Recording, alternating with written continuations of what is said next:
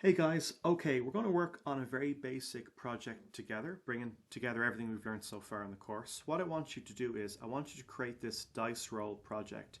Don't worry too much about the styling, but what I want is for a user to click on the dice, and we roll the dice. We get a 1, we get a 4, we get a 2, a 3, a 6, any 5s there? There we go. Okay, awesome.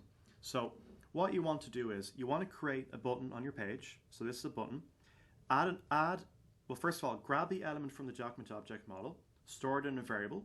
You can add an event listener to it and listen out for a user click. Then you want to write the functionality to get a number between 1 and 6. So we saw that previously in the course. You can use mat.random to generate a random number between 0 and 1. Then you can multiply that by 6. That'll give you random numbers, but you want to throw everything away after the decimal place. So use mat.floor. And then that'll give you a number between 0 and 5. But we want to get a number between 1 and 6, so just add 1 to it. And then what you can do is just set the inner text of a div. So that's what I did. So that's what we're going to do over the next couple of tutorials.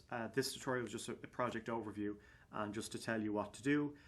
We'll call this up in the next tutorial. So really what you want to do is do the HTML first, create a div, and then create a button. I did the JavaScript next, and then I applied some styling to it.